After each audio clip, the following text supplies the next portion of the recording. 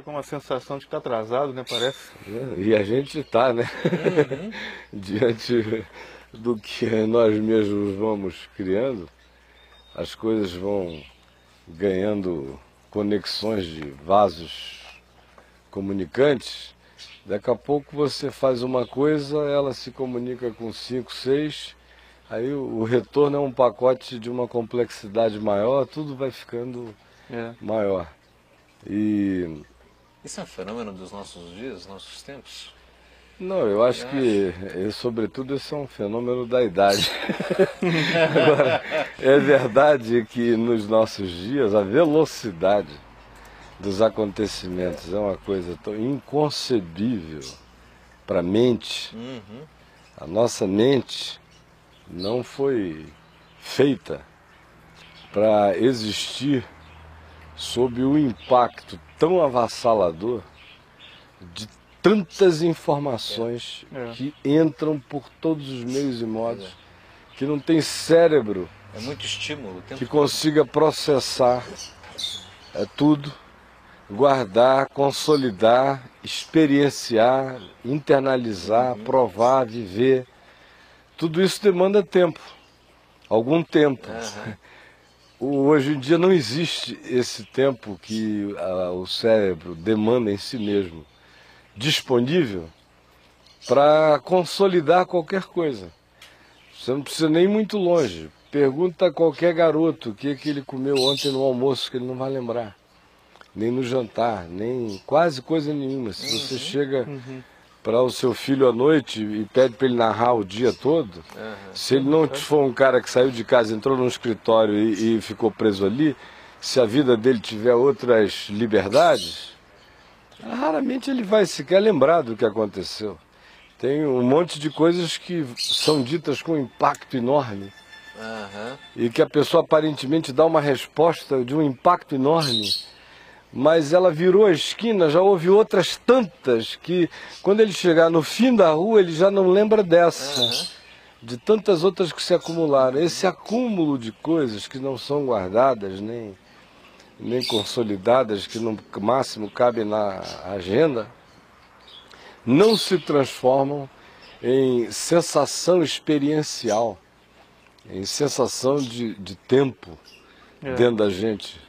Porque como não existe o tempo que o cérebro necessita para processar, internalizar, decantar, chamar para si todas as coisas, na ausência desse tempo, são apenas soluções midiáticas a problemas que vão chegando. A existência fica um encontro com o emergente, com o angustioso e com o inadiavelmente instantâneo.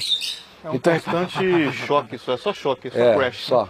E não vai ficando quase nada, né? E no meio disso criando necessidades, né? Muitas. Para cada uma que você cria, 4, 5, elas se comunicam, 6, 7, mais. E outra coisa, se elas começam a dar certo, fica pior ainda. Porque enquanto você está fazendo alguma coisa na qual ninguém acredita, você vai fazendo, um dia depois do outro, uma coisa depois da outra. Basta que elas comecem a dar certo em qualquer área da vida, em qualquer. Comecem a se concatenar e a formar um sistema de sucesso, seja uma empresa de corte de grama, seja o que for, criou e começa a acontecer, esse fato vai gerar uma procura. Legitima todo o processo, né? A quem tem se lhe dará. Nunca deixa de ser assim. Aí começa a surgir. Daqui a pouco você vê que para cada ação, ou ato, ou atividade que você cria bem sucedidos, a tentacularidade dessas coisas vão acontecendo de modo imediato. Aí, porque você fez uma coisa que está dando certo, começam a surgir hordas e hordas de pessoas querendo se associar a você. Nesse ato, se você não for extremamente cuidadoso, eu não estou falando de ministério, só estou falando de qualquer coisa da vida. Você vai criando conexões que vão se transformar em drenos. vão drenar sua energia, vão tirar o foco, são interessantíssimas para o quebrado, que agora olha para você como um sucesso e quer pegar uma carona morcegosa em você. Tem uns que chegam com sinergia, esses vão agregar valor, mas para cada 10 chegam 1, 2 com sinergia, 8 chegam para morcegar. Aí lá vai você, sem nem sentir, celebrando o seu sucesso, já carregando um pendulicalho de morcego chupando teu sangue. E quanto mais bem sucedido for, mais você nem saberá por que está ficando pálido. Mais morcego aparece na sua vida, né? Chupando sangue. Então a chupação de sangue que não é brincadeira. Então o fracasso é uma desgraça para a experiência psicológica. E o sucesso é um surto extraordinário e ainda com a chance de acréscimo de morcegagem sem tamanho. Se você não tomar cuidado, pelo fracasso você se esbagaça, pelo sucesso você é consumido e drenado. Então, se não andar no seu próprio caminho, com muita consciência, foco e sabedoria, todo dia te mudam de rumo, não sei quantas vezes. Todo dia. Não tem um dia que eu não receba não sei quantas sugestões ou pedidos encarecidos de me envolver com coisas que são bonitas, que são louváveis, que são causas interessantes, que alguém precisa fazer, ou que alguns precisam fazer, que é útil que seja feito. Só que você não tem que fazer. Se eu for e fizer, eu estou fazendo um desvio no meu caminho. Embora andando na estrada do que se possa chamar de estrada do bem. Mas até na estrada do bem você se desvia do seu caminho. Dá e com muita facilidade. Às vezes. Muita facilidade. Quando você vê, dizendo para você mesmo que você só está fazendo o que é bom. Você está a léguas de distância do seu caminho pessoal. E eu aprendi isso a duras penas. No curso da vida. Eu estava ali tomando um cafezinho da manhã antes de vir para cá, ali dentro, e estava lembrando disso, né? Eu falei, poxa, eu comecei a pregar na televisão com 18 anos de idade, eu estou fazendo 55. Então, para você ter uma ideia de quanto tempo eu estou fazendo isso, com alguns intervalos rápidos, mas com a vez que eu menos fiz televisão na vida, fiz uma vez por semana, desde então. Mesmo o período aí que eu parei de fazer qualquer coisa, entre o ano de 99 e 2002, parei de fazer de certa forma, mas não tinha uma semana que eu não fosse algum programa de TV de algum amigo, dar uma entrevista, bater um papo. Fora o estar todo dia no ar desde garoto, é uma quantidade grande de milhões de vezes, né? Então eu nem sinto. A televisão é um negócio que não tem nenhum poder de me fazer percebê-lo hoje em dia, assim, enquanto captura de imagem, som, eu não estou nem aí para o negócio. Nunca tive desde menino e quanto mais o tempo passou, menos fiquei. Mas eu estava me lembrando da quantidade de desvios que aconteceram só fazendo coisa boa. Mas aí chega o cara e diz, poxa vida, você faz isso, por que você não faz também isto? Que há uma carência disso, há uma necessidade, daqui a pouco você está fazendo isto, mais isso. Aí você faz bem isto aqui também. Aí chegou outro, rapaz, não, você está precisando, que se eu pudesse, eu faria. Mas é que eu não posso, daqui a pouco, meu amigo, você virou uma gambiarra goiana, assim com... Só lâmpada atrás. Mas o cabo... Aquele monte de fio conectado. Conectado, é gambiarra, é gato, é tudo, tal. Tudo é luz. Agora você virou um monstro da luz. e seu coração sendo drenado de todas as energias. O negócio é ter o discernimento para avaliar no que embarcar e no que embarcar, não é? Essa é a maturidade que, infelizmente, quase que totalmente, a gente só aprende a ter depois que apanhou muito fazendo o bem. É paradoxal. Apanhou muito fazendo o bem. Você falou, estou fazendo bem, mas preciso rever o que bem que me faz bem, né? Eu apanhei fazendo mal, eu conto nas mãos depois de adulto, né?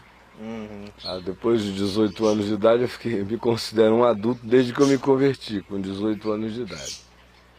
Então, eu conto nessa mão aqui as vezes que eu deliberado e conscientemente fiz o mal.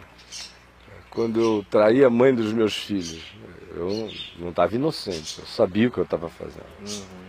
Então, eu sei e nunca me queixei de nenhuma consequência, porque eu fui sabendo que de espinheiros não se colhem uvas. Então, até por uma questão de macheza diante de Deus, do mundo e até do inferno, eu não podia ir com reclamações. E nem voltar com reclamações. Isso é uma questão básica de consciência humana para o bem ou para o mal, senão não tem um homem ali dentro. Aquele episódio do dossiê Caimã que a gente falou ontem aqui, já algumas outras vezes, eu não fui procurar nada, mas no processo eu me vi envolvido numa coisa em que eu tinha ainda o poder de sair. Mas eu quis apaziguar os amigos, dizer vamos lá, não vamos lá atrás do negócio necessariamente, nada disso, mas em relação a deixar o fluxo da vida seguir. Me deixa fora disso, mas não tomei aquela atitude que eu sei que eu tenho condições de tomar, de ficar fora de qualquer coisa, que para ficar dentro só matando-me. E eu não tomei essa atitude. Então, as consequências, eu que lide com elas. E suporte o jugo em silêncio. Como Jeremias manda em Lamentações, e carrega esse jugo em silêncio diante de Deus. Agora, por essas coisas ruins que você faça e entre no cacete, aleluia. O duro, meu irmão, é quando você começa a colecionar só coisas legais para fazer. Aí você vai agregando, vai deixando elas entrarem. Daqui a pouco você virou uma locomotiva puxando vagões do bem, que não acabam mais. É aí que o auto-engano mas a tua vida está uma miséria. E você só vai carregando o bem. E os drenos do bem, os morcegos do bem, os aproveitadores do bem, os comodistas do bem, os preguiçosos do bem. E o bem tem preguiçosos demais. Os burros do bem, até Jesus disse isso, né? Que os filhos das trevas são mais hábeis na sua própria geração do que os filhos da luz. Tem uns filhinhos da luz, meu irmão, que só são da luz porque a luz os agarrou. Agarra na teta e fica, né? Porque eu vou te dizer, meu amigo, o que tem da luz alcançando-os tem de uma burrice de topeira, de um comodismo horroroso. É tudo do bem. E você sendo chupado pelo bem. E quando o bem não dá certo? É melhor você se relacionar com as consequências de um mal que não deu certo, porque existem certas consciências tácitas no mal que não deu certo. Todo mundo sabe quais são as implicações. E no bem que não deu certo, tá tudo bom, tudo bem. Tipo, para não dar bilhões de exemplos, a fábrica de esperança. Sim. Né? Milhares de pessoas. Quem trabalhava lá andava de joelho de gratidão. Causa pra lá os de que nobre. iam para lá, os 24 mil todo dia, agradeciam aos céus de dia e de noite. No dia que aquele bem não pôde continuar, depois de ter abençoado muita gente 7 anos, com intensidade, meu amigo, os cacetes do bem foram piores do que os do mal. Muito piores. E tem outra coisa. São insistentes como AIDS. É, porque os caras, por exemplo, que não eram do bem, com quem eu possa ter tido algum problema entre 98, 99 e 2000, você resolve no olho. Os do bem não. Eles nem vêm para você. Raivosos e piedosos, né? Ah, meu amigo, é depois de culto. Você acaba de pregar, você está debulhado de alegria, você vai sair numa facada dali, a outra daqui. Ingratidão. Não, é tudo. Ele é capaz de te dizer, minha mãe está viva hoje porque o senhor ajudou, ela estava morrendo. A casa que eu moro hoje, eu me lembro que foi o senhor que me deu. Eu não sei o que, lembra de tudo, mas... É uma pena que o senhor não tenha podido continuar a me fazer tantos bens. Porque agora...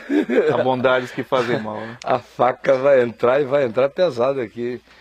O cara reconhece a desproporcionalidade de tudo que foi feito a ele, anos e anos a fio, mas aquilo nunca se transforma em crédito no dia da tua necessidade, no dia da sua miséria, no dia da tua carência. Aquilo não é crédito de bondade, de amor, de misericórdia, de gratidão, de dizer, meu Deus, eu recebi tanto, agora quem está precisando é ele. Não existe.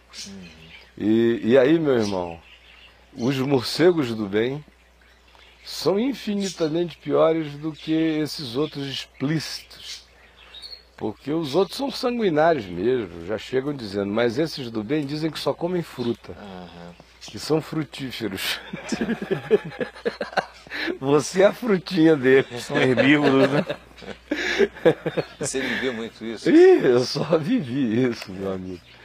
Até hoje, dos 300 e tantos processos trabalhistas que eu tenho, assim, eu disse outro dia aqui, 90% são de crentes.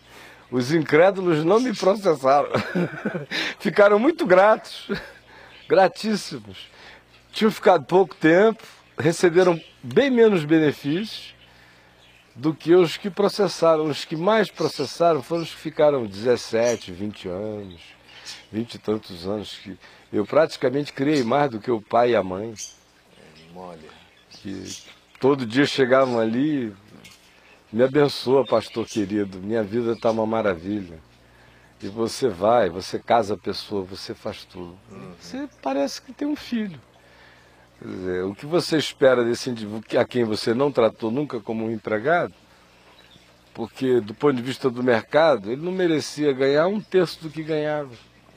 A política lá na Vinde, o Henrique Ziller lembra, o Ticiane, o Hélio Lopes, todo mundo do tempo em que a gente estabeleceu esses princípios no início da década de 80, meio da década de 80, eu estabeleci alguns princípios de natureza, alguém poderia chamar socialista, na Vinde. Mas era de fato o princípio do Evangelho, aquele que tem mais que não tenha de mais, o que ganha menos não tenha de menos. De modo que para quem tem mais não sobre em excesso e para quem tem menos não falte.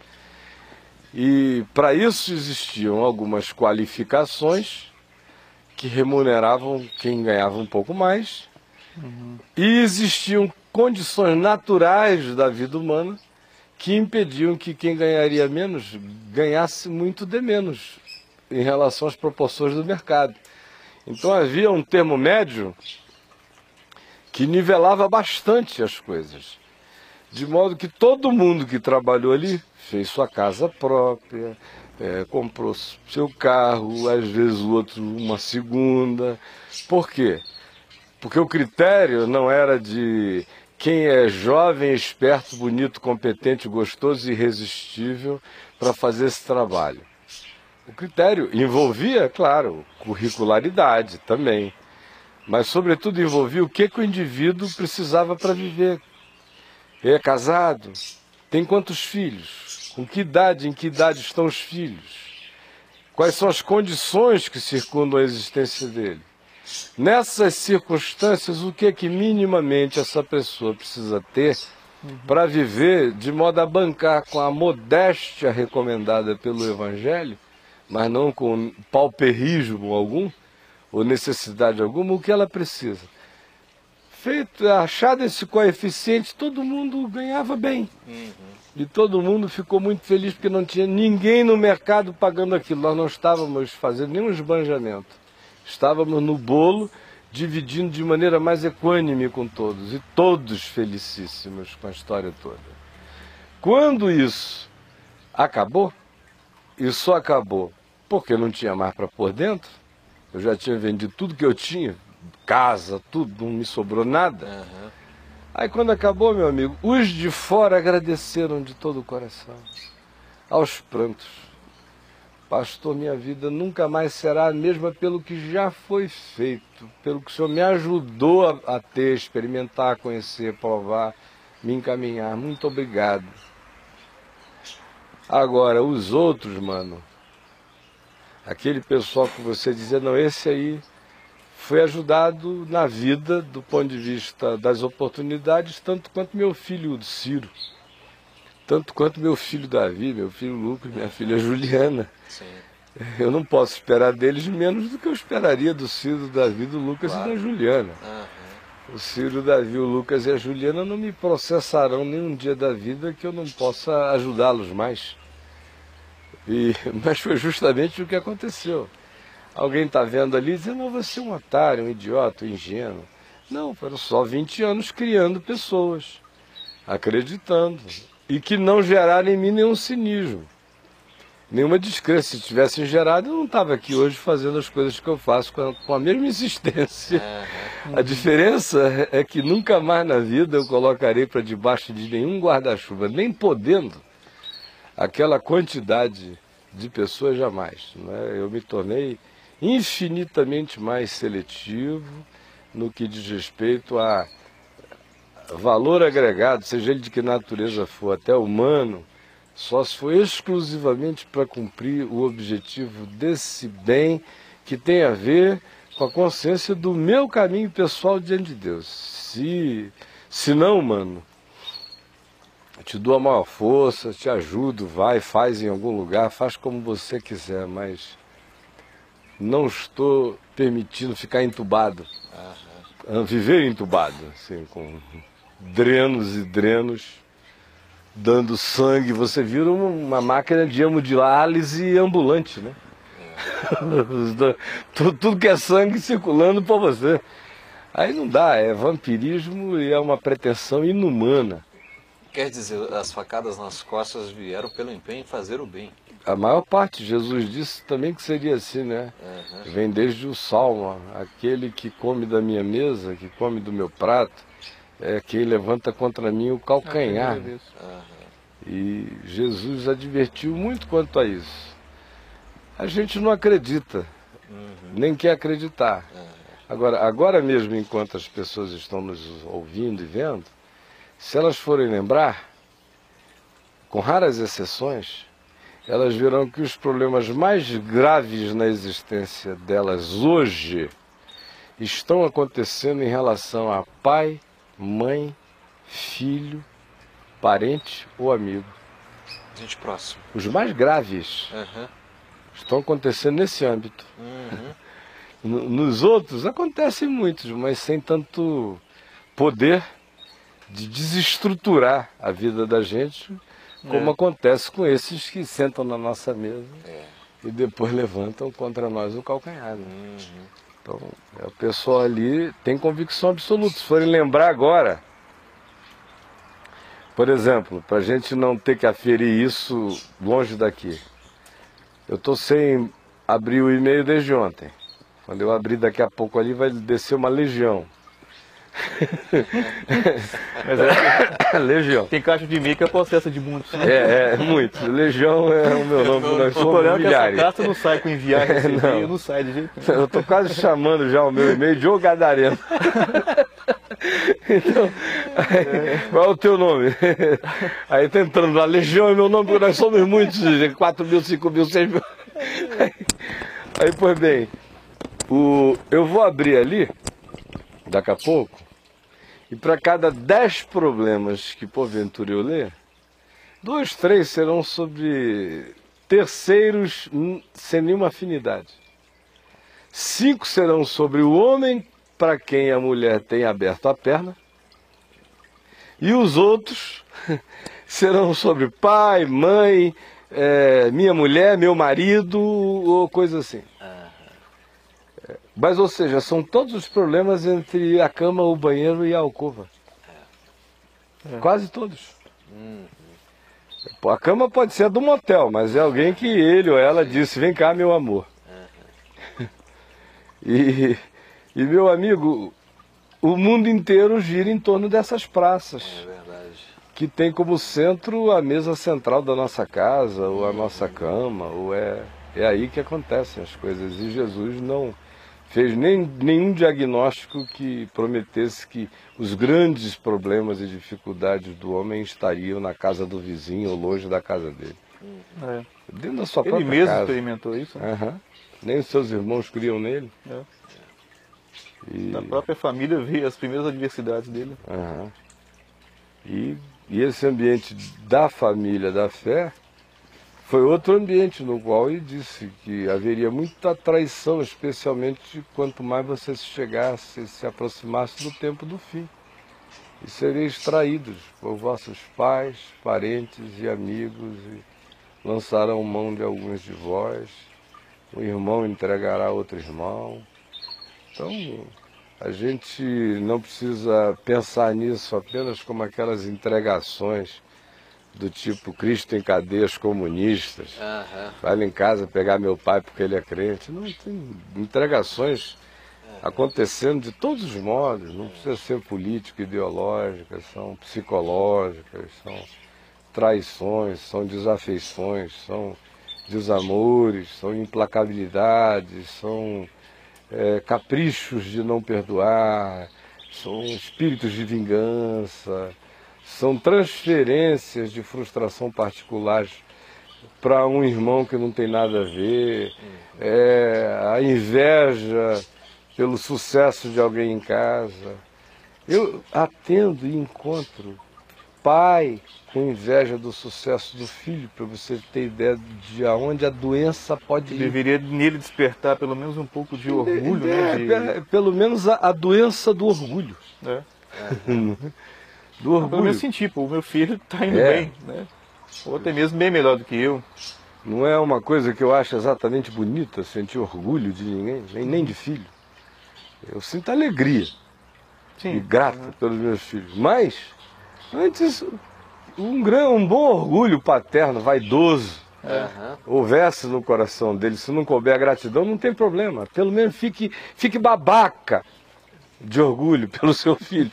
Faz de conta que tem a ver contigo. Então, para você egoticamente dizer, ai, que bom. Mas não, o cara fica com inveja do filho que está se dando melhor do que ele. A moçada está muito frágil, né? Muito frágil. Outra coisa, você quer ver? Ele come a mãe do menino. Enquanto ele come a mãe do menino, ele é pai do menino. No dia que ele, não é se divorciou não, parou de comer, estou usando a palavra sabendo o que eu estou usando. Tem gente ali que fica, eu tenho português, nunca foi o meu problema até hoje. Pode ser que um dia eu sofra de Alzheimer e seja uma desgraça. Mas não é o meu problema. Quando eu escolho uma palavra que você acha chula, eu escolhi de propósito. Com a mesma precisão com a qual eu escolho aquelas que você vai ao dicionário porque não entendeu. Com precisão, é melhor para aquela hora ali. Ontem teve um aqui que recomende ao reverendo usar, me escreveu, eu falei, mano, o português não é meu problema. Eu falei, foi cu mesmo. Então, ainda me escrevem, os caras já não aprenderam. Eu estou aqui noutra. A reverência mais dada é ao ônibus e não ao cu. Pelo amor de Deus, para com isso, me deixa em paz. Aí foi bem. Na realidade, essa digressão aí me tirou o foco. Você estava falando no dia que o cara para de comer a mulher, não é mais pai. Não é mais pai. Não é mais pai. É impressionante. Ele se desobriga da paternidade no dia seguinte. Aí tem um detalhe. Se depois de um ano, ele nesse período está pegando todas. Se depois de um ano a coitada lá, ou 2, quiser rearrumar a vida dela, gostar de alguém, começar a namorar, aí meu amigo, aí o bicho pega pro aí lado, esse cara vai desreconhecer esse filho, sei lá até onde. Aí só Maria da Penha nele, ou só a Delegacia da Mulher, ou só não sei o quê, porque do contrário não reconhece. Então nesse mundo de desafeição, nesse nível, né, como diz Paulo, que é um dos sinais escatológicos existenciais da volta do Senhor, é o desafeiçoamento humano, a perda da afeição natural. E essa perda da afeição natural, entre nós, é crescente. Bárbaros tinham infinitamente mais amor, cuidado, carinho e entrega pelos seus filhos do que esse ocidente cristão implacavelmente gelado, legalista, que até para ajudar um filho precisa de uma ordem judicial e ameaça de cadeia. Do contrário, o cara não enxerga filho em quem ele gerou, a menos que haja algum benefício agregado. Além dessa característica dessa afeição que se perde nos âmbitos da relação humana, né? Parece que há uma outra situação também acontecendo entre nós. Né? A gente acaba assumindo uma postura meio blasé ante essas atrocidades provocadas pela falta de afeição. E aí ninguém se condói mais quando vê uma situação, por exemplo, numa família onde o pai estupa a filha ou acontece algo terrível. Não assim. se condói menos ainda, né, e deveriam condoer-se, quando você, por exemplo, tem um amigo, supostamente seja seu amigo, que se separe da mulher com quem ele gerou filhos e que não dê a mínima para os filhos. E você é cristão, discípulo de Jesus, amigo dele, e não dá um tranco no filho da mãe desse? Esse cara nunca vai conseguir, sendo meu amigo, chegar perto de mim. Porque, mano, eu atropelo fraternalmente um cara que se diga meu amigo, qualquer dos meus amigos, ele sabe. Quem estiver ali que diga, não, eu não digo que sou amigo do Caio só porque eu digo que sou amigo do Caio. Eu sou amigo dele, nós temos uma história juntos. Ele sabe. Ele tem permissão para se divorciar da mulher, de quem ele quiser. Agora, meu amigo, de filho, você vai ter que fazer isso, mas muito longe de mim. E se quiser ter algum vínculo comigo, nem pense nessa hipótese. Porque é absolutamente inadmissível, aí sim, eu acho inadmissível, eu não mantenho amizade com homem nenhum que, tendo filhos, não os assuma responsavelmente até o talo. Ele pode trocar de mulher 1 bilhão de vezes, voltar e dizer, meu irmão, que pena, mais uma infelicidade, vamos lá, isso não é problema. Pode ir para a cadeia e sair, eu vou visitá-lo, eu estarei com ele. Agora, se o negócio dele for fazer menino e abandonar por aí, ele saia correndo da minha presença ou não apareça nunca mais. Porque eu não tenho estômago simplesmente para lidar com inafeição paterno-materna. Mas está rolando em relação isso e hoje. só cresce. Só cresce. Só cresce. Posso dar um Pode, exemplo todos. bem atual nosso? Não vou citar nomes Claro. aqui, mas nós tivemos esse final de semana um retiro. E tem uma pessoa que está esporadicamente, vai no nosso grupo aqui em Brasília, e eu sei de que ele tem 2 filhos adolescentes, um pré-adolescente, um já adolescente, mas eu não sabia até então que ele tinha filho, porque a postura dele, do rapaz, é de pegador, é de beberrão. Peter Pan safadinho. Peter Pan safadinho. Não me contaram que o camarada tem filho, foi lá pro retiro, uma curtição total, eu fico perguntando, meu Deus do céu, um final de semana, para passar longe dos filhos, como é que pode uma coisa dessa? Nessa eterna juventude de 50 anos de idade. Pois é. É. Pois é. Esse é outro mal também. Né? É outro mal. Só tem parece jovens de uma eterna 50 anos de idade. Brincadeira. Isso é encontro da panaquice. Um bando de jovens de 50 anos de idade. Daqui a pouco está com 80 anos de idade. São jovens de 80 anos de idade. Eles devem me achar um freak.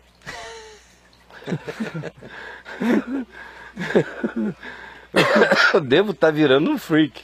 Agora você falou aí do mundo, nosso mundo, o mundo ocidental, a gente observa muito isso. Esse é uma característica muito do nosso do Ocidente. O Oriente não ficou viado assim ainda. No Oriente você não vê muito essa coisa? Não, pai ainda é pai, mãe ainda é mãe, filho é filho. É verdade, você vê que existe entre eles uma ligação muito maior do que no núcleo familiar ocidental. Não, o núcleo familiar ocidental é judaico-cristão. Isso. É freudiano, junguiano, é psicológico, é viado. Frouxo. Frouxo, todo aviadado. É. Sei que tem muitos progressos que foram feitos aqui, agora a viadagem ganhou. Prova disso é o resultado. Olha o resultado. Do lado de lá tem um monte de radical, doido. Ficaram radicais lá, islâmicos, orientais ou de qualquer outro lugar, muito também provocados pelo nosso extremo polar do nosso bordel aberto que é o Ocidente. Nossa falta de valores, nossa morte de tudo.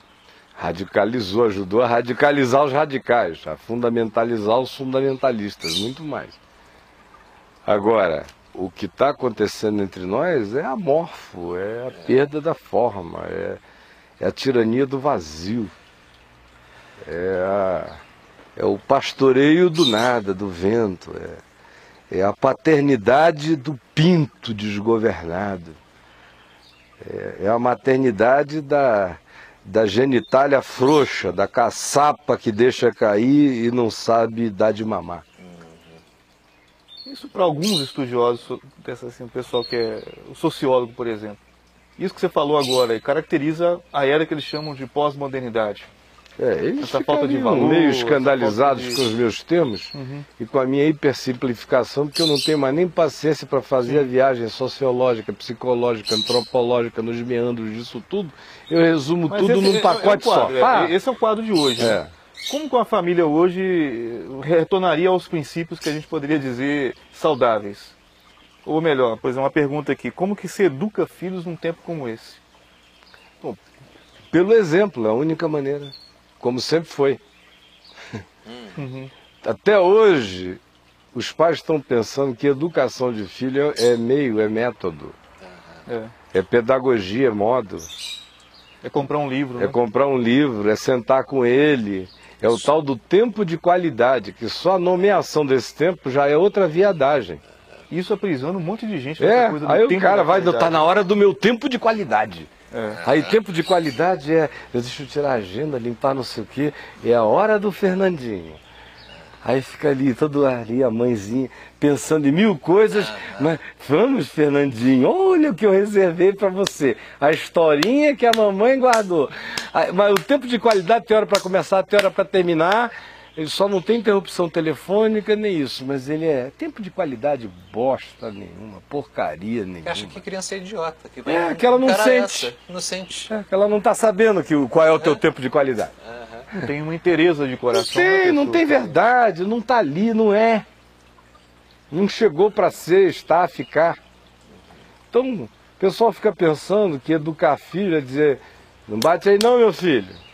Ah, que bom, eu posso levar meu filho em todo lugar. Ele não quebra copo, ele não joga o rolo de papel higiênico no banheiro dos outros. Não mastiga de boca aberta. Não mastiga de boca aberta, ele diz bom dia, boa tarde, boa noite, ele sabe entrar, ele sabe sair. Ele é muito educado, ele aprendeu a me enganar direitinho, não fico nem sabendo. Ele é profundamente discreto, é um filho bem educado. Amestrado. Meio de engano. Sem saber que a única educação que eu tenho para dar a filho decorre do meu exemplo. A única. A única. Eu só tenho milhares de coisas para me lembrar do que meu pai me disse por causa de quem ele foi o tempo todo. Do contrário, eu teria esquecido tudo. É quem ele foi que me educou, até no que ele me disse. Do contrário, o que ele me disse não teria sido nada se ele não tivesse sido quem ele foi. Minha mãe filosofa muito pouco. Não, o livro dela que saiu aí, vocês vão ler, eu disse, é tipo um evangelho de Marcos. Aconteceu. Agora, cada palavra que ela me diz tem um significado extraordinário por causa de quem ela é. Eu olho para ela e vejo uma tartaruga do rio Amazonas. Não por causa de casca grossa, por causa de durabilidade, de perseverança, de mutabilidade. É aquele ser que está aí desde o princípio de todas as coisas. Os dinossauros foram, ela está lá. Assim, olhando com a mesma simplicidade de olhar. Cada coisa que ela chega aqui e me liga, às vezes uma observação para o bem sobre uma mensagem que ela ouviu e que eu preguei com alegria, mas até nem percebi tanto o impacto dela. Às vezes ela me liga lá e diz: meu filho, aquela mensagem de ontem, peça para repetir outras vezes, aquilo é de uma importância enorme nisso. Eu digo: é mesmo, mãe. E eu soltei assim e não prestei atenção na necessidade enorme dessa repetição tantas vezes. Tá lá. Outras vezes como por exemplo, minha mãe é o meu melhor sensor nesse sentido. Ela não sai lá do site. Já houve ocasião esse ano, 2 vezes, ela me ligou e me disse o seguinte: meu filho, tudo que esse pessoal fala é loucura, que tinha mais é que receber paulada mesmo. Mas eu posso lhe fazer um pedido? Não bata tanto, porque eles só são uns caras de pau, igual o menino folgado, que se apresenta para brigar e não aguenta um cascudo. Você dá um cascudo, o cara desmaia. Então, por favor, meu filho, não dê cascudo não, deixa para lá. Obrigado, mamãe. E agora, quem está me falando isso é a mulher que perdoou a amante do marido e que foi discipuladora dela. Essa mulher tem poder para me dizer o que ela quiser sobre perdão, sobre qualquer coisa na vida. Ponto final. Ela é meu dogma, porque a vida dela é um dogma de amor e de verdade e de sinceridade. Nunca teve papas na língua, nunca exagerou em nada, mas nunca me poupou de nada. Outro dia eu escrevi aqui no site que eu aprendi por identificação com meu pai, teoricamente, muito mais do que com a mamãe. Mas papai não exercitou o poder paterno dele sobre mim depois que eu me tornei adulto tão frequentemente, ainda que não tenha havido quase nenhuma frequência, mas as vezes que houve, a maior parte das vezes foi a mamãe que exerceu esse papel. Mamãe que exerceu.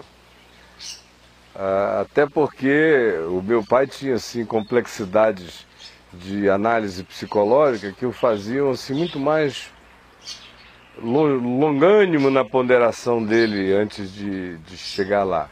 Mamãe é mais simples, curta e grossa. Então, sentiu, vai de bate pronto. Ela não abusa, comigo jamais, tudo muito próprio, mas tudo muito caro, claro. E sem nenhum rodeio. Ela não usa 10 palavras para te dizer a coisa mais importante acerca da sua vida, ela te dirá em 5. Objetivo, né?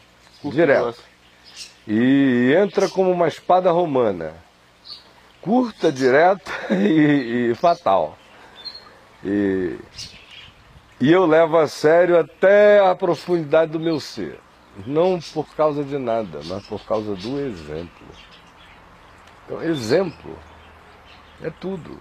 É tudo. Eu só amo a Jesus, que eu amo por causa do exemplo. Não são as palavras de Jesus, não me diriam nada. Acharia bonitinhos. O exemplo é que fez aquilo tudo ficar escrito a ferro e fogo. Ferro e fogo. Carnado. Então, a única chance que eu tenho como pai de educar meu filho hoje é pelo exemplo. A admoestação, que é a exortação, a fala, o ensino, a educação verbal, a disciplina, se ela não seguir o exemplo com muito amor, ela não faz nenhum sentido, ela é só chateação. É para esses que Paulo diz: pais, não provoqueis vossos filhos a ira. É aquele pessoal que fica pensando que educar é só ficar enchendo a paciência, sem exemplo. Quem não quer que filho grite, não grita. Quem não quer gritaria em casa, não faz gritaria em casa. Quem não quer ouvir palavrão em casa, não grita palavrão em casa. Quem não quer energia odienta em casa, não exala essa energia em lugar nenhum, nem em casa. Quem não quer, não faz. Quem quer, faz. Quem quer, eu sei o que eu não quero na minha casa. Isso eu aqui não deixo entrar em mim. Não é nos outros. Porque tem pai por aí que não quer que os filhos vivam naquela gritaria que Paulo recomenda em Efésios. Não haja entre vós gritaria. Ele bota na mesma linha de não haja cachacice até embriaguez, não haja putaria, ele também diz não haja gritaria. O pessoal não entendeu ainda como gritaria é a putaria da alma. Então, quem não quer gritaria, quem não quer transformar a vida num grito, não grita, meu irmão. Não fica só dizendo, batendo nos meninos. Tá desgraçado, não grita! Tudo que ele não quer que o outro faz, ele faz contra o outro. O que é isso? Senão a educação na injustiça. Então começa com aquilo que eu não quero, não pratico. E ganho autoridade de não admitir. E continua com aquilo que eu quero e pratico e ganho autoridade de impor. Enquanto houver a idade e a disposição para a imposição. Chega uma hora em que a imposição vai se transformar em princípio, em sabedoria, em conversa. E vai chegar uma hora em que se o filho adulto quiser continuar vivendo com você, pelo menos comigo, ele vai ter que admitir os limites das fronteiras da nação chamada eu. Na qual ele nasceu, cresceu, mamou, chegou até onde chegou. Se ele estiver querendo uma outra república, uma nova república, ele vai e faça. Aqui nessa é assim. E será assim para o bem, para a salvação dele, para sempre. Porque pode ser que hoje ele tenha outras ideias. Mas logo, logo ele vai descobrir onde residem os fundamentos que deram a ele as bases sobre as quais ele um dia chegou a pensar que daria para erguer um outro edifício. Mas ele mesmo vai descobrir que aquele fundamento só serve para a continuidade de si mesmo e não para o agregamento de qualquer outra coisa que não combine com as dimensões do fundamento e da pedra angular que ali foi posta. Então é exemplo. Se não for exemplo, meu irmão, de nada aproveitará. É a história do amor. Dar o corpo, remover montanha, fazer. Mas se não tiver amor, e amor, não existe amor que não se exemplifique. O amor se exemplifica, ele não faz nenhuma força para se tornar exemplo. Ele faz acontecer, ele não sabe teorizar. O amor não tem conversa, o amor não discute, o amor não filosofa. O amor não tem grande prazer em pedagogias verbais. O prazer do amor é nos fatos, nos atos, nos feitos. Não é em discutir a questão da violência entre Jerusalém e Jericó. É vendo, escolher, abaixar-se, fazer, levar, cuidar, seguir. Simples assim. Não há conferências no amor. Existem, são referências práticas nele. A filosofia do amor é ele mesmo. A fala do amor é ele mesmo. O discurso do amor é ele próprio. O exemplo do amor é a sua existência e como ela se manifesta. Só isso educa. Fora disso, tudo deseduca. No máximo, amestra, domestica, coíbe, gera um cara politicamente correto, produz etiquetas de aparências, gera um indivíduo capaz de escolher os lugares melhores para fazer suas próprias safadezas, ou seja, gera um ser pudico, na melhor das hipóteses. Mas não gera alguém que seja, que se carregue para qualquer ilha deserta da Terra, que tendo a chance de matar todo mundo, não mate ninguém, que tendo a chance de comer tudo, coma só o que precisa, que tendo a chance de ter tudo, possua só o necessário. Isso jamais surgirá dentro de alguém que não tenha sido educado pelo amor, porque é o amor que dá as medidas da vida e da sobriedade. Do contrário, meu amigo, você vai só amestrar alguém para fins de consumo, para positioning in society. Ensinar alguém que vai saber se posicionar para continuar o fluxo dos sucessos aparentes. E aí vai ter um pai em casa orgulhoso dizendo: oh, viu que o meu filho está tão novinho, já comprou o 4º carro, já está não sei aonde, já e não ficou nada lá dentro. Ele criou um boneco de carne. Essa é uma geração que perdeu isso, cara. No meio cristão, então, a transferência foi imediata, né? A educação de filhos, por exemplo, no que se diz caminho da fé, é a igreja que se responsabiliza, né? A igreja assumiu esse papel miserável, né? E até mesmo as outras questões que dizem respeito ao âmbito familiar, se transferiu para a escola, para um pediatra, não sei o quê e tudo mais, e assim foi estabelecendo. Pai e mãe saem para ganhar dinheiro e não deixarem faltar as coisas que dão no supermercado. O supermercado dá leite, quer dizer, leite não nasce mais de teta, não sai de teta de vaca, de caixinha. Sai da caixinha. Quando o supermercado dá caixinha, dá frutinha, dá carninha, nos dá essas coisas todas. Então dali ele traz para casa. As outras coisas, ela, a tal da renda familiar, somado, tem a parte que é dele, da renda familiar, que ele gasta e não diz para ninguém. Tem a parte que é dela, da renda familiar, que ela gasta, o direito dela não diz para ninguém.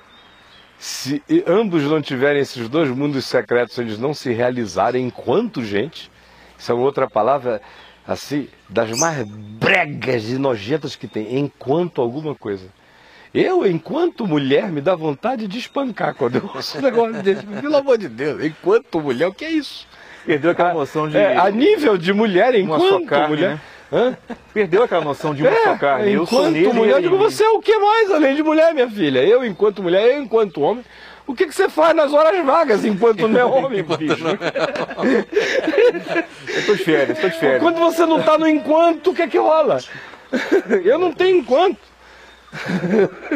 Eu já nasci no enquanto e acabou. O meu enquanto só vai acabar quando eu morrer. Até lá eu sou um só. Então, aí chega, vou procurar uma boa escola, que é para o meu filho ter uma boa educação. Aí ela vai lá para ver se as pedagogas são boas, se tem psicólogo, se isso, aquilo outro. Aí se a escola tiver um corpo docente desse tipo, ela diz para si: aleluia, diminuiu o meu papel materno, paterno. Aí joga mais esse bando de órfãos para dentro desse ambiente. São uns órfãos com pai e mães vivos e frequentes em casa, mas em orfandade espiritual, psicológica, afetiva. Você vê esses programetos aí desse fantástico ordinário da Rede Globo, domingo à noite, é só família desgraçada, igualzinho tudo que a gente vê o tempo todo. Pois bem, aí a escola é esse outro papel. Se essa pessoa ainda é de igreja, É uma escola evangélica. Aí a igreja assume o resto, a igreja vira Deus, e a igreja adora esse papel. Ninguém deu para a igreja esse papel, foi a igreja católica constantiniana que chamou para si esse papel. A ideia do catecismo. No Novo Testamento, você não lê nos evangelhos nenhuma recomendação de Paulo a Timóteo sobre os filhos de ninguém. Sobre a mulher de ninguém, sobre o marido de ninguém, sobre coisa nenhuma de ninguém, sobre o currículo escolar de ninguém, sobre alfabetização de nada. As coisas têm a ver com a palavra da verdade e o caminho da vida. O resto é educar pai a ser bom pai, ensinar mãe a ser boa mãe, ensinar filho a ser bom filho, cada um nas relações pertinentes e próprias e insubstituíveis. Mas quando o caminho da fé virou cristianismo, virou discípulo do Império Romano, tendo o Império Romano como o patrono. E a filosofia de educação romana foi adotada pelo cristianismo. Foram purgados os elementos de extravagância, que podiam chegar até a entregar o teu garoto adolescente para ser educado por um filósofo, que enquanto metia muita filosofia na mente do garoto, enfiava também um pinto no rabo dele, era normal. Na Grécia, em Roma, e o pajem estava ali para receber boa educação na cabeça em cima e para levar umas cabeçadas em um lugar indevido, mas fazia parte. Então, entregar o homem rico entregava o filho a um mestre. Esse era o princípio. Então, quando o cristianismo vem sob esse patrocínio, a igreja vira a mestra. Eu me converti com um axioma no meio cristão. O axioma é o seguinte: a igreja é a consciência da sociedade. Quando eu me converti, esse era o mote. A igreja de Deus é a consciência da sociedade. Então nós estávamos aqui para dizer o que podia e o que não podia. Porque o mundo não tinha consciência.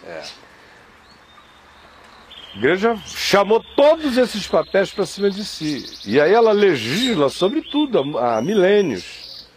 Ela legislou sobre posição sexual. E acabou se tornando inconsciente coletivo. Tudo, até hoje. Até hoje tem gente culpada. Tem cara que me escreve aqui para saber se ele pode transar com a mulher dele por trás também, pela frente, se é não sei o que, se de lado serve. Eu digo, pelo amor de Deus, meu irmão. Virei Kama Sutra. Quais orifícios são os adequados, né? Quais orifícios são adequados, né? Quais? Ele é formal para falar assim? Os orifícios? Quais, Qual é o melhor lubrificante? Eu sou do tipo da vaselina, andam falando um tal de KY, é pecado?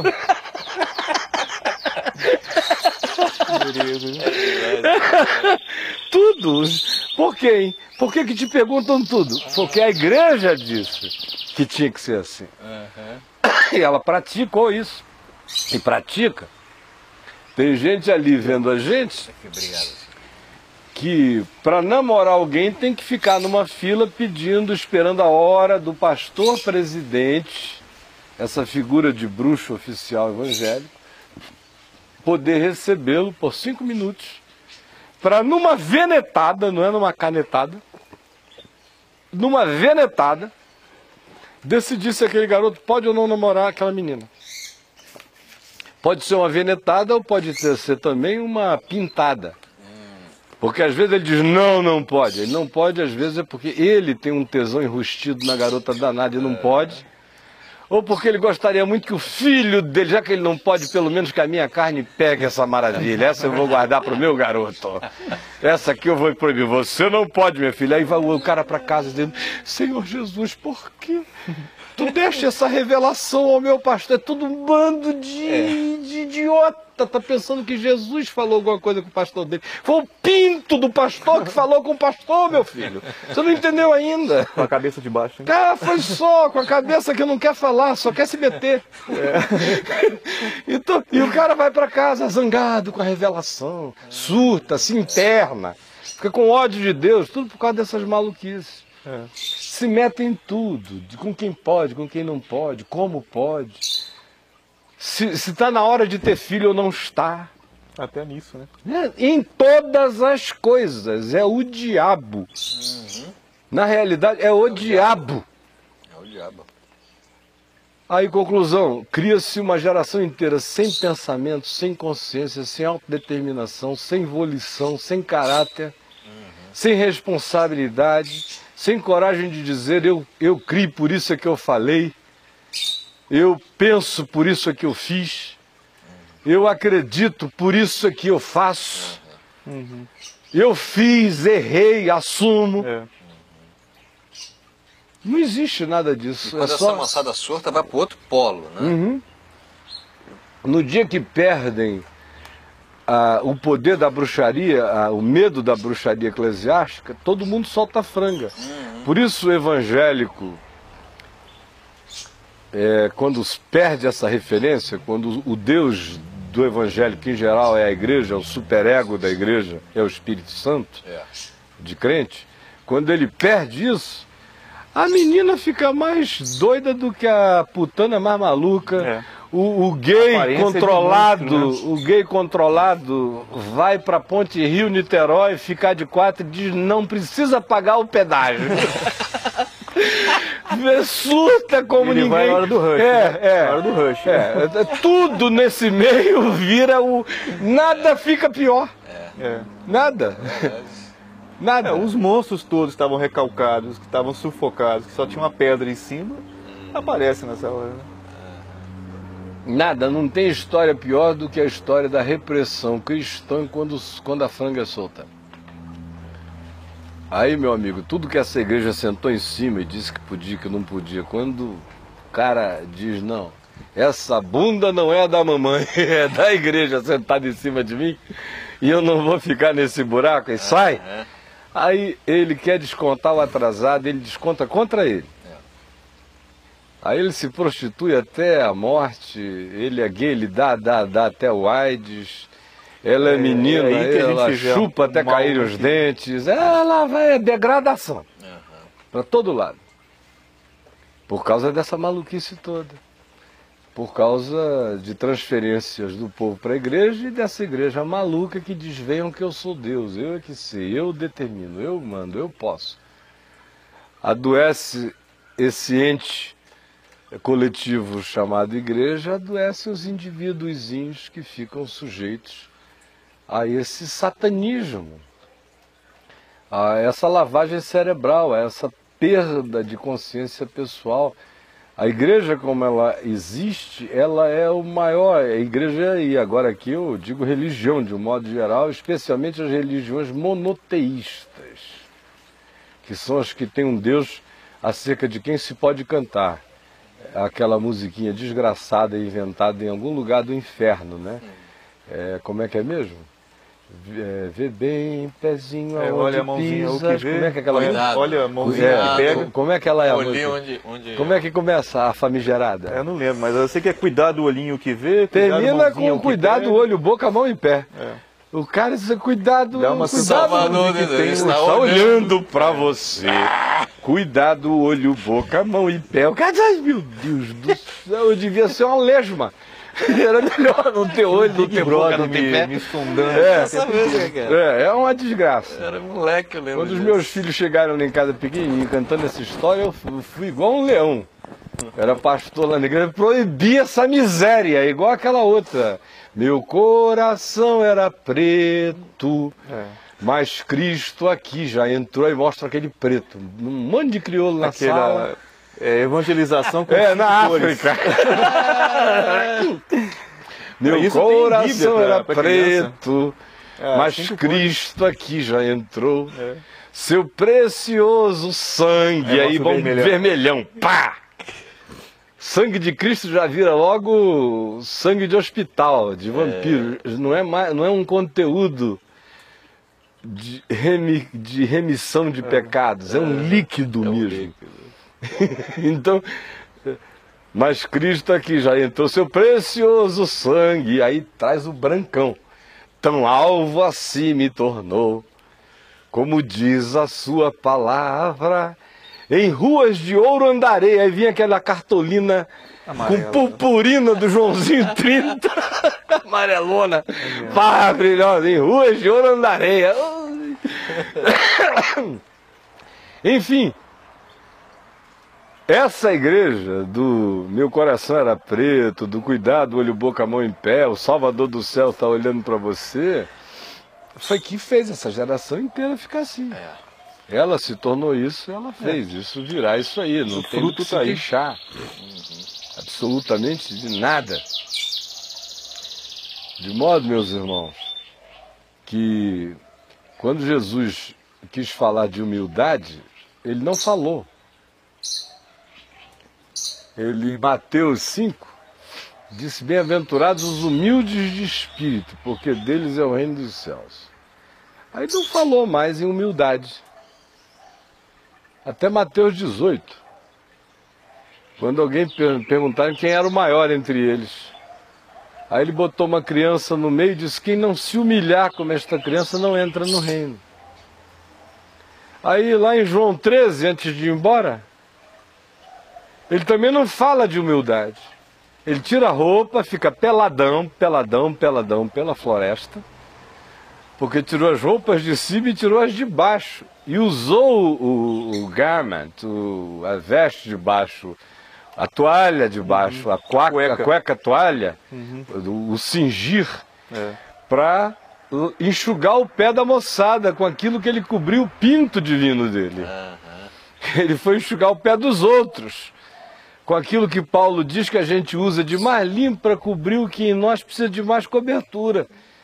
Ele usa aquilo que cobre o de mais guardado nele para lavar o mais exposto dos outros, para limpar o pé dos outros. Que coisa. Aí sai limpando o pé dos outros, a poeira do pé, com aquilo que protegia o pinto de Deus no homem, em Cristo. Desculpe a expressão, teólogos doídos de ouvido. Levanta daquilo ali, se cinge com a toalha, a mesma toalha com o pé de Pedro, o pé de João. Leva a poeira do pé dos apóstolos para o pinto de Deus. Se cinge, se senta na mesa e pergunta: quem entre vós? Compreendeis o que eu vos fiz? Compreendeis o que eu vos fiz? Até hoje não se compreendeu. Quase ninguém compreendeu até hoje, meu irmão. Se tivessem compreendido, não teriam ficado zangados com o Dr. Jajá. Se tivessem compreendido, nenhum crente cu, nenhum crente pinto seria tratado do jeito que é entre nós. Se tivessem compreendido, a gente tiraria as nossas melhores roupas para lavar os piores pés e seguirmos viagens juntos. Se tivéssemos compreendido que o exemplo é esse, que humildade não é fala, não é discurso, não é postura, não é palavrinha, não é energia mansinha na voz. Monge. Tem gente que olha dali e diz: o Caio não é humilde. Porque eu não fico titubeando, porque eu sou assertivo, porque eu digo o que eu penso. Eu não sou humilde, porque eu não ando encurvado, pedindo licença para respirar, eu não sou humilde. Porque a humildade está associada à voz, a modo, a um jeito absolutamente sem backbone. É um cara que se deixa maleabilizar por qualquer coisa, esse é humilde. Tudo para fora. E eu não quero essa humildade, está repreendida e amarrada em nome de Jesus. Sai, capiroto, dessa humildade. Em mim eu não quero, eu só quero em mim uma igualzinha de Jesus. Porque Jesus era assertivo, era claro, era, não era, amava, ficava, passava, queria, dizia e afirmava: de mim ninguém tira, eu dou. Agora dava. Dava quando queria, dava quando era bom dar, não dava quando não era sadio, não dá. Não tinha nenhum compromisso de parecer humilde. Ele é. E quando ele fala dessa humildade, ele fala da maneira mais chocante do mundo. Antes disso, em Mateus 11. E aprendei de mim, porque eu sou manso e humilde de coração. E você fica procurando humildade em Jesus, e você não encontra em Jesus um traço de humildade parecida com a humildade ensinada pelo cristianismo. As categorias são outras. Não existe um traço.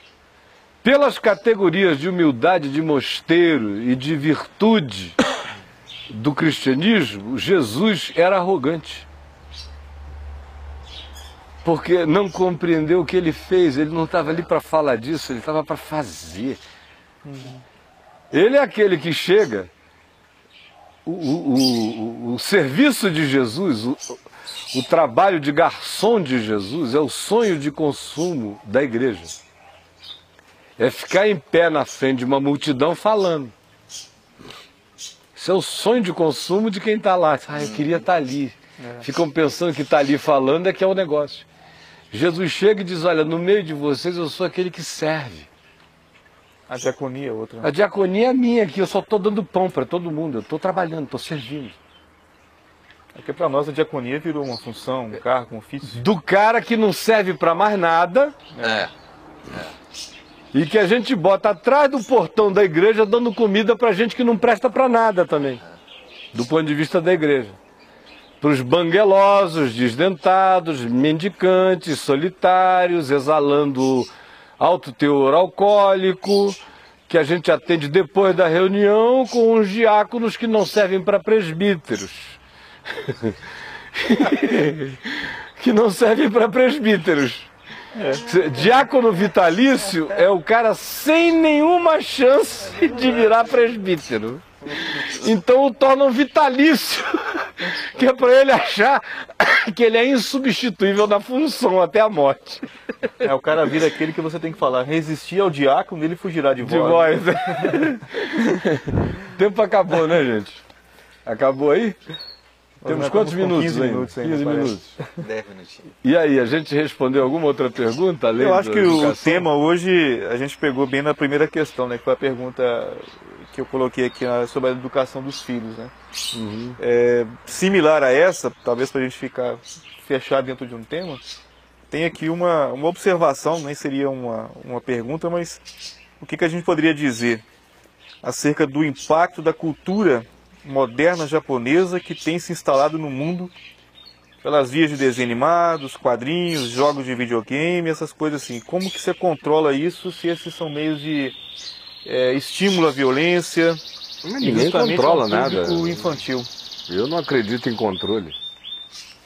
Eu não acredito. Eu acho que existe, é óbvio que meu netinho de 3 anos de idade não está na idade de decidir nada. A gente é que tem que dizer o que ele pode, o que ele não pode, até uma boa idade. Minha neta de 10 anos, ainda existem os limites para ela, existem lá os bloqueios na casa dela, que os próprios pais não usam, já vem nos pacotes. Um bloqueio, o que não for, é o que o pai pode fazer, sem neurose, sem ficar falando do assunto.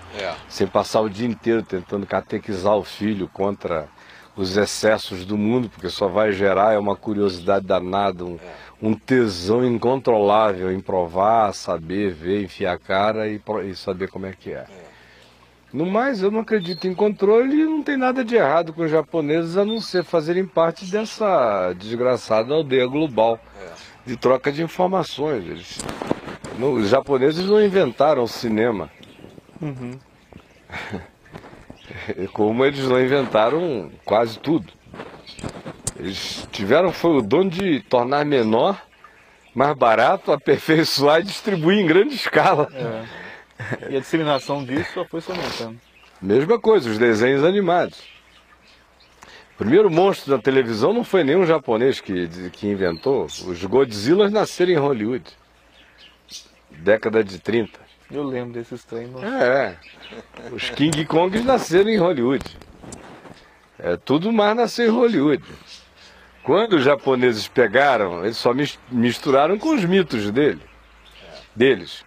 Eu, fora o Tarzan, que foi o herói por excelência do meu imaginário infantil, é aquele cara que não voa se não tiver um cipó. Se ele pular da árvore, ele se arrebenta. Esse é o meu herói, de um realismo danado, apesar da irrealidade do heroísmo dele. Mas ele agarrava um crocodilo no giro da morte, girava com o crocodilo e faca no crocodilo, o crocodilo todo de borracha lá de Hollywood, da década de 30, né? E você vendo no preto e branco, torcendo, para no fim saiu o Tarzan, o crocodilo com a faca. Então era o meu herói. Uma Jane bonita e que tolerava aquele cara honesto de caráter e blunt de expressões. Um boyzinho ali que fazia uma familhinha pequenininha e uma macacada em harmonia e tudo mais. Só eram atrapalhados quando vinham os expedicionários ingleses. Senão estava todo mundo para isso. Fora o Tarzan, o segundo herói da minha juventude, da minha infância... Era tudo de bom, diz um aqui. O segundo herói da minha infância, já na puberdade, quando eu mudei para o Rio, foi o National Kid. Não sei se vocês lembram do National Kid. Eu não lembro de ter assistido, não, mas eu lembro das referências. Eu tenho até uma vontade de ver um National Kid. Se alguém souber onde tem National Kid, me diga aí que eu vou assistir alguns. Porque eu adorava o National Kid. Por quê? Ele era magrinho, era um professor de matemática, sei lá de quê, junto com os aluninhos dele ali. O cara não se garantia no dia a dia, ele era fraco. Como super-herói, ele não era invulnerável, ele não chegou pronto. O National Kid foi desenvolvendo uma visão mais profunda. No início ele só voava, mas ele não era resistente a um monte de coisas que ele foi tendo. Ele apanhou muito para ir ficando resistente a algumas coisas. Ele ficou um tempão para desenvolver o dom a travessia de objetos, de invisibilidade e a travessia. Era uma frustração e a gente torcia pelo National Kid. Hoje ele vai conseguir. Aí ele ia, mas ele não passava. Aí ele ficava preso pelos inimigos e acorrentado e quase morre, escapava no final. Era aquela história ainda de um super-herói e japonês. Gostei demais dele, era um super-herói humano. Bem humano. Depois veio Ultra Seven. À medida em que o Ocidente foi fazendo as coisas do Ocidente ficarem mais alienígenas, os japoneses fizeram as deles ficarem igualmente alienígenas, com a cultura deles, do mesmo modo deles, com o tempo de edição deles. É um tempo de edição diferente, é um modo de filmagem diferente, é uma construção de fotografia diferente, são mitos diferentes, mas não são diferentes desses aqui do Ocidente. Quem assistiu na década de 80 os Thundercats? Os Thundercats, que era super bem feito, era uma sessão espírita kardecista em desenho animado.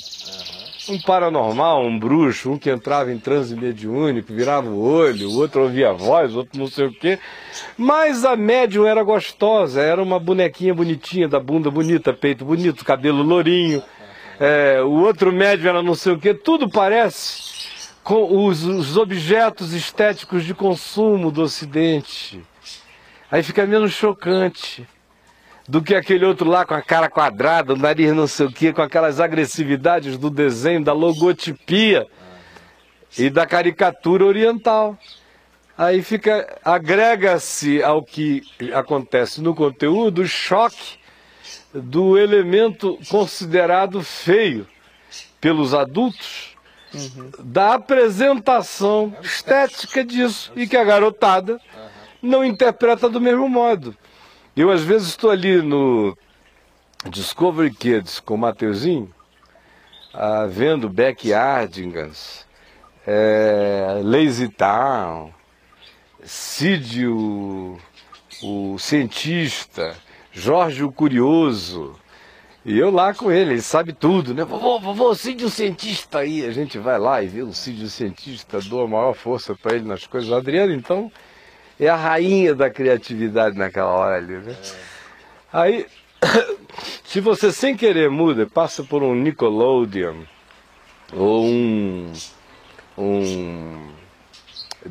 outro, não, Disney, Cartoon Network, ou Disney Network, enfim, que já tem desenhos mais adultos para crianças um pouquinho mais avançadas na percepção, o moleque já quer ficar, né? Ele já descobriu que as primas mais velhas e os amiguinhos mais velhos não estão mais nessa de backyardigans.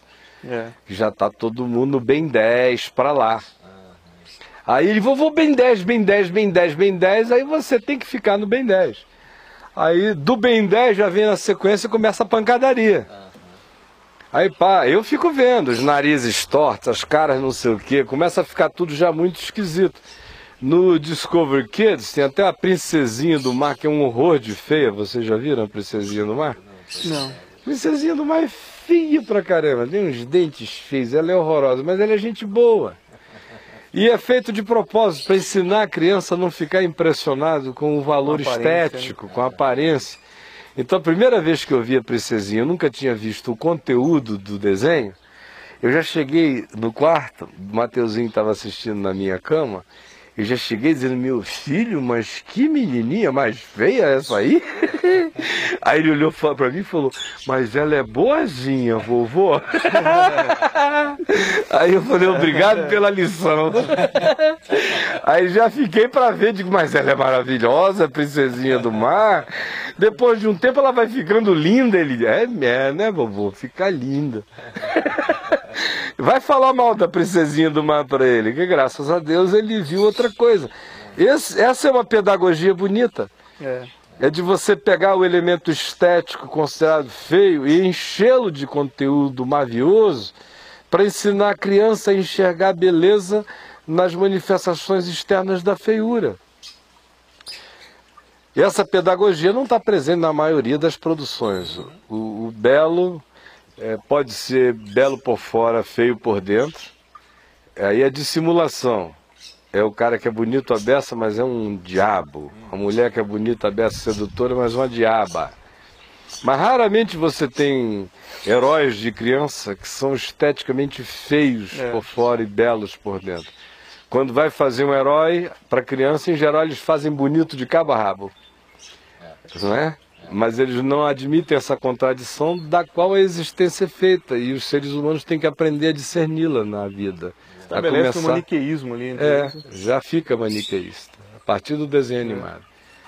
Nos japoneses, o choque cultural é maior, por causa da nossa cabeça. Agora muda para o Japão e bota esse monte de heroína, as heroínas dos desenhos animados dos meninos ocidentais. Quem tem a minha idade vai lembrar disso. São exatamente iguais nos desenhos e nos contornos às mulheres que se desenhava nas antigas, falidas e fossilizadas revistinhas de sacanagem do tempo que eu tinha 10 anos de idade e não tinha menino bom de pinto que não tivesse a sua coleção. Todo mundo é Mulher Maravilha, todo mundo se parece, é o mesmo contorno. Os cartunistas vão lembrar disso. Cintura fina. Aquela bundona, aquele peitão. A criançada de 11, 12 anos se masturbava naquele tempo, olhando para as fotografias. A única coisa que fazia era botar a mulher assim meio de quatro, tirava a roupa dela, arriava a saia até embaixo para bater um negócio no garoto, né? Mas eram os mesmos desenhos. Que no Japão, eu não sou japonês, eu só posso ver com os olhos de um ocidental. No máximo eu me imagino nos exercícios. Mas pode ser que para um japonês o choque não seja a feiura dessas caras dos desenhos japoneses, mas justamente a nossa tentativa de fazer os nossos cartoons ficarem tão sensuais, tão kama-sutras, tão sexuais em tudo, em todas as coisas.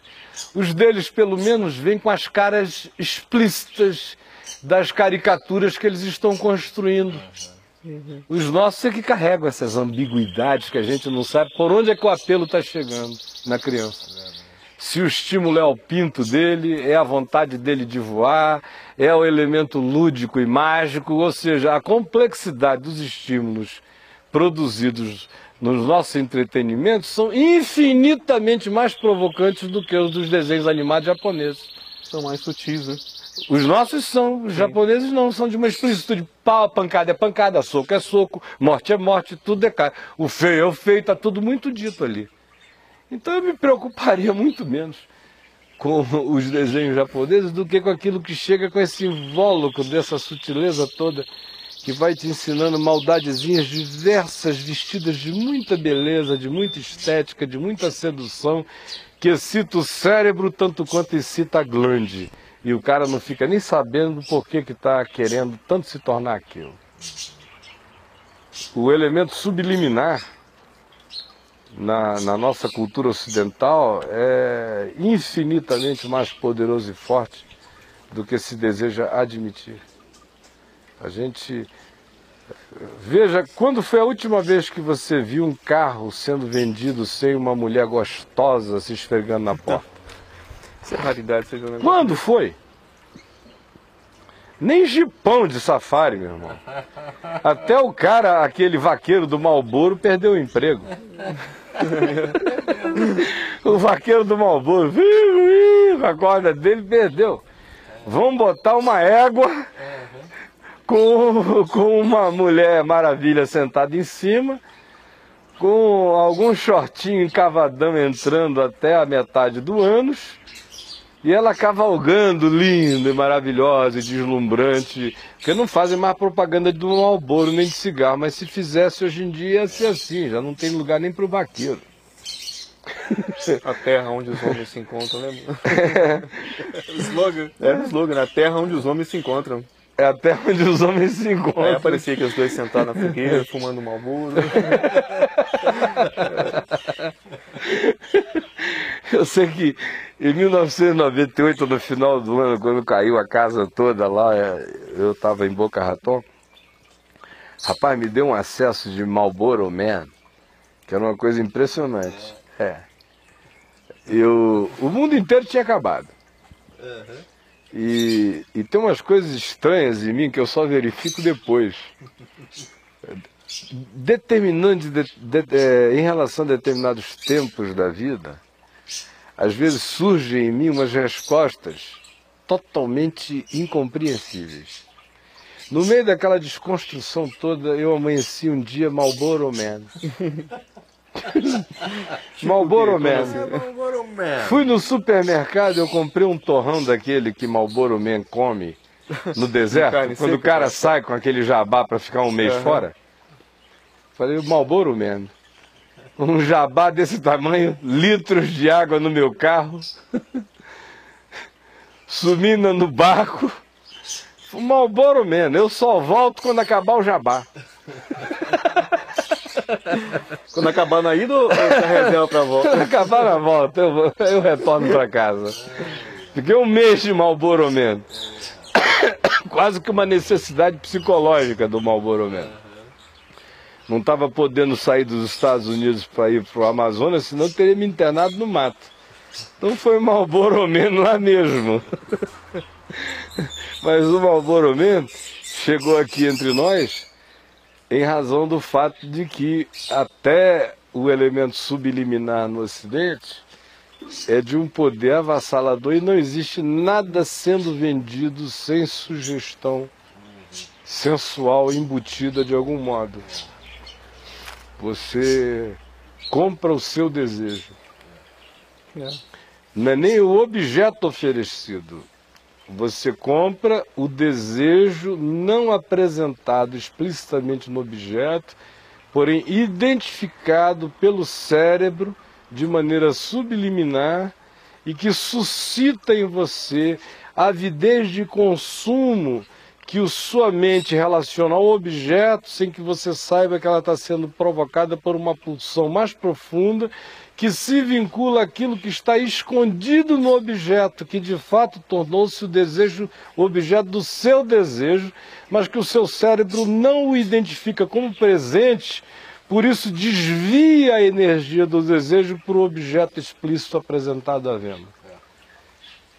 E assim o cara vai comprar com o desejo por uma mulher que ele não enxergou no carro, ele leva o carro. Pelo desejo de um homem que ela não viu no carro, ela leva o carro. Pelo desejo do que ela enxergou sem perceber, ela leva qualquer coisa. E assim vai. É igual isso aqui, né?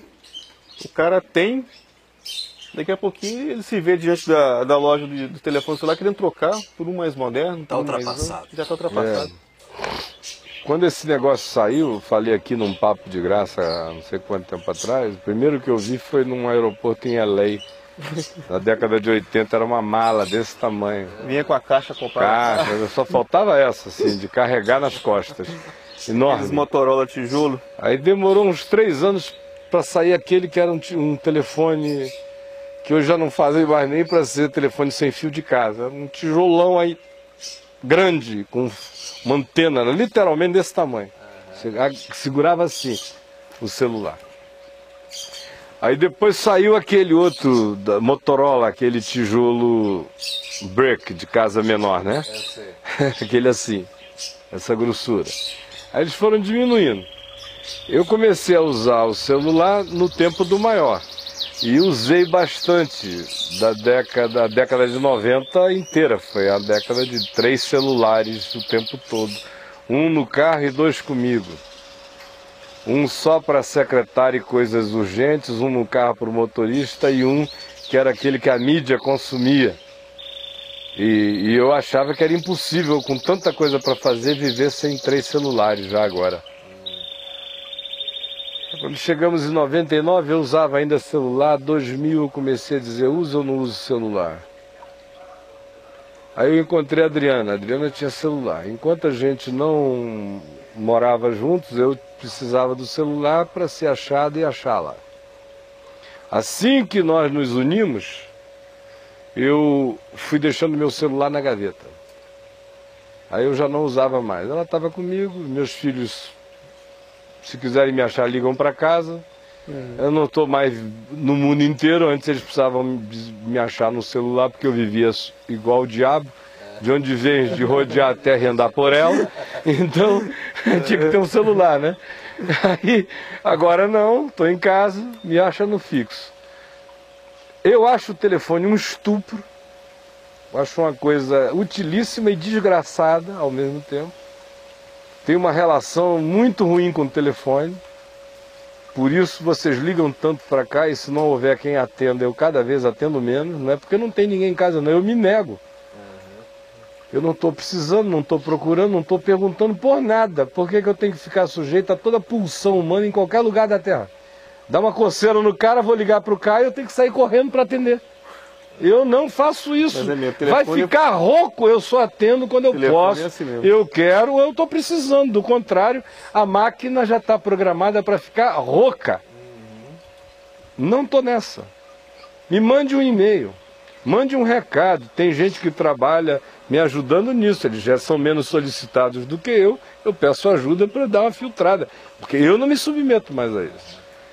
Aí quando chegou a uns 7, 8 anos atrás, eu fui aposentando. Quando eu mudei para Brasília 5 anos atrás, eu ainda vim com o celular. Aqui eu joguei fora. Já vai 5 anos que eu não uso, não sinto falta. Já ganhei 2 iPhones. Um deles maravilhoso, de um amigo muito querido, me deu um iPhone lindo. Aí eu vi que aquilo fazia quase tudo, né?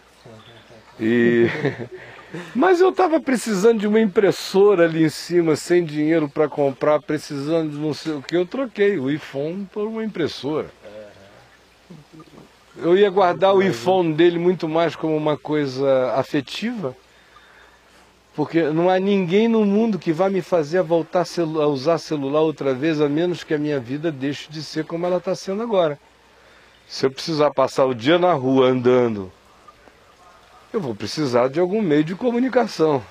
Do contrário, meu irmão, trabalhando como eu tenho feito nos últimos 10 anos, quem quer falar comigo vem em casa.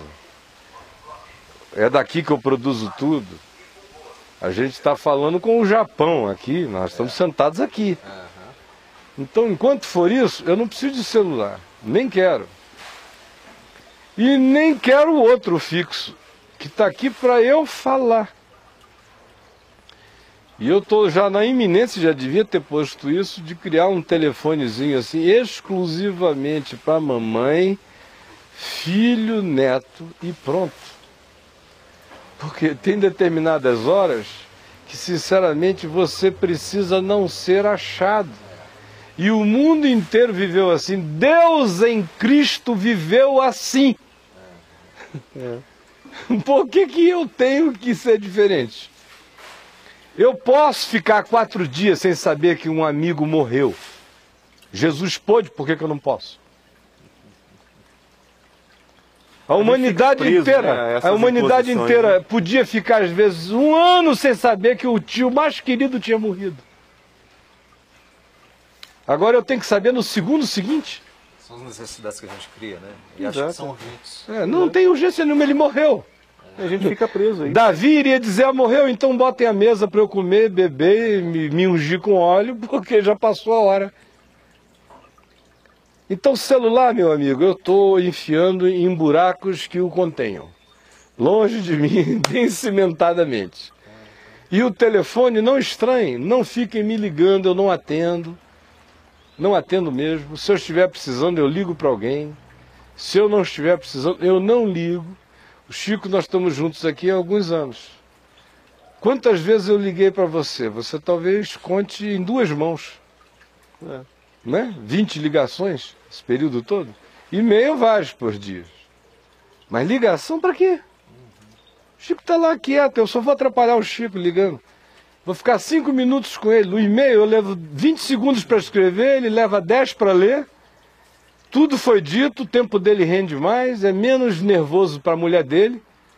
Porque toda vez que aquela porcaria toca,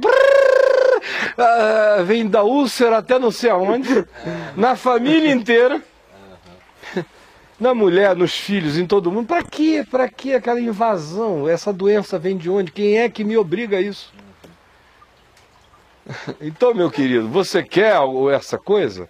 Alugue uma sala, contrate uma secretária, pague-a para atender esse diabo o dia inteiro. E você selecione. Agora, não leve isso para dentro do seu quarto, sua casa, sua cama. O cara dorme com o celular do lado ligado. É loucura. É um encosto. No dia que a Universal descobrir que o celular é o pior encosto que existe no Ocidente, ela vai ganhar muito dinheiro. Das operadoras de telefonia celular. É um encosto da pesada, meu irmão.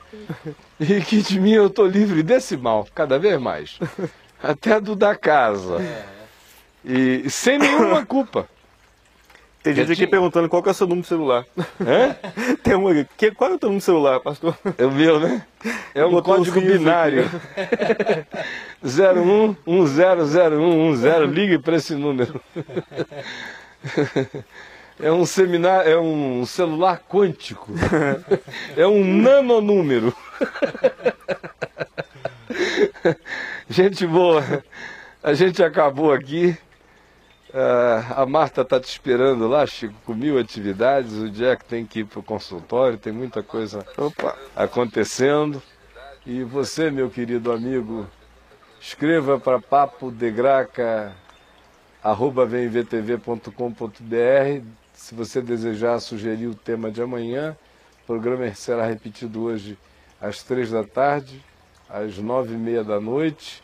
E eu espero que você vá ler o site, divulgue e use aquele recurso que o nosso amigo Elmo, que hoje está ali dentro no controle master do programa, porque o meu genro Tiago, que é quem faz isso, está no Rio, e o Elmo, a semelhança do Edivaldo, é uma dessas figuras magas e mágicas, né? Verdade. E ele está ali nos dando essa força extraordinária.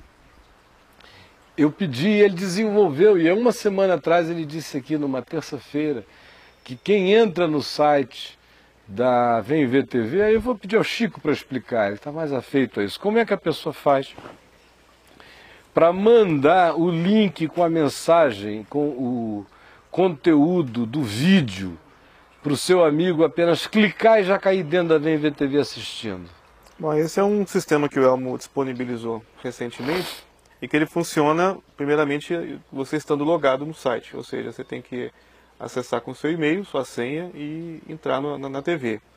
E o recurso funciona só para os vídeos em on demand. Uhum. Então você seleciona o canal e seleciona a mensagem que você quer enviar e vai aparecer logo abaixo do player um link, né, azulzinho ali dizendo envie este vídeo.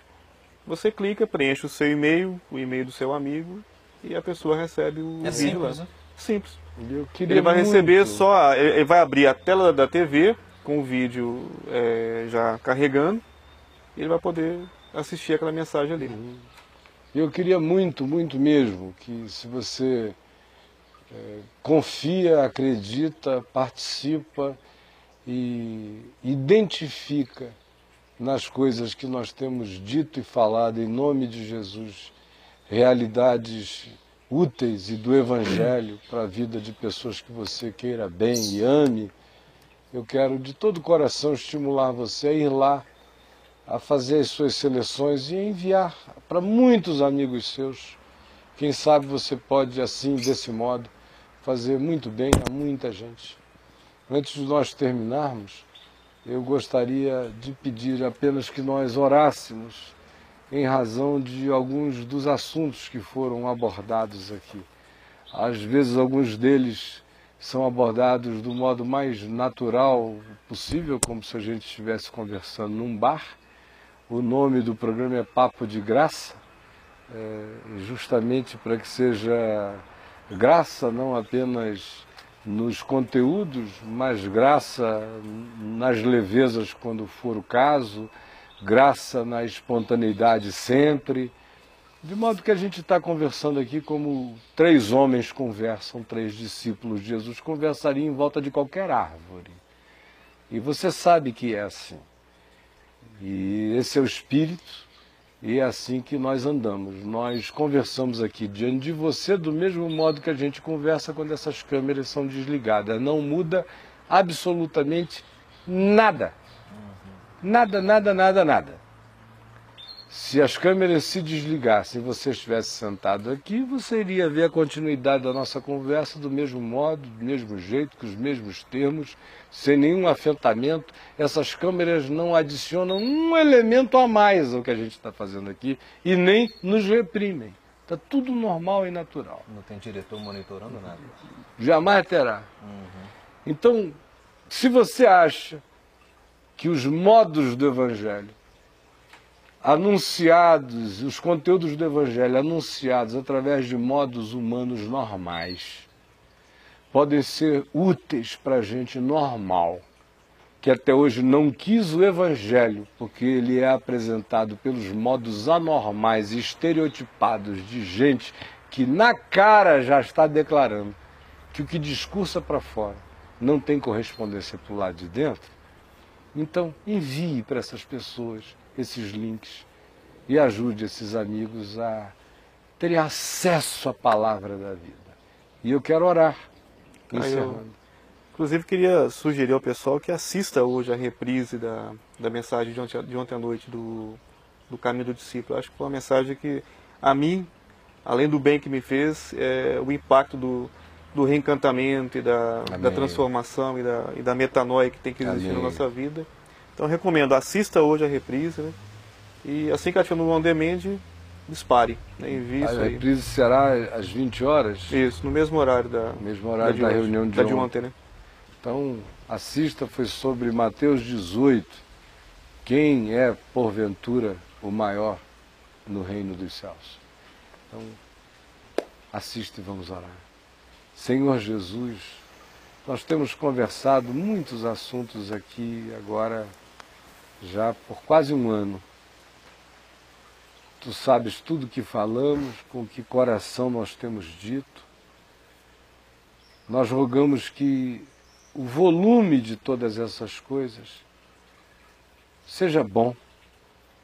E que tudo aquilo que não seja bom em qualquer opinião emitida, em qualquer energia transmitida, em qualquer que tenha sido o dia mau, a hora má, o momento, o átimo de insensatez em qualquer coisa, que seja apagado da mente de todos. Amém, Pai. Que fique a Tua palavra, Amém. que fique a verdade eterna. E que cada pessoa que nos viu hoje tenha feito o melhor proveito possível naquilo que a verdade lhes tenha chegado, indicando uma carência enorme, uma necessidade e uma imensa contribuição. Dá que cada um tenha apanhado o seu quinhão, tenha comido a sua parte, tenha abocanhado o seu bocado, tenha posto para levar para casa e para os seus a porção da utilidade, Amém. da graça para dentro da vida comum da família no dia de hoje. Dá que os pais não fujam da paternidade, as mães continuem a ser preservadas na sua saúde interior pela maravilha da missão de mãe. Amém, Pai. Que os filhos não desistam da bênção de terem sido gerados e não se tornem esses seres orfanizados pela mente que se tornou perversa e desafetuosa. Quero pedir que Tu salves as consciências de cada um de nós pelo Evangelho, libertando-nos do superego da igreja e salvando-nos dessa divindade chamada igreja, que é cultuada pela maioria de nós contra o Criador e contra o Salvador e contra o Evangelho e contra a verdade, porque nós nos submetamos àquilo que se assenta no trono de Deus como se Deus for, assim que o seja. Faça isso em nós, Pai. Livra-nos de nos tornarmos discípulos do abominável da desolação. Amém. Começando pela própria igreja, que muitas vezes se assenta num trono de soberania, como se ela mesma se tornara o abominável da desolação, do qual nos falou o profeta Daniel. No trono, só o Senhor. E nós só queremos andar sob a guia da palavra. Amém. É o que nós te pedimos. Em nome de Jesus. Amém. Amém. Jesus. Amém. Amém. Obrigado, gente. Obrigadão. Amém. E obrigado a Obrigado a todos vocês. vocês Bye, aí bye. também. Tchau, tchau.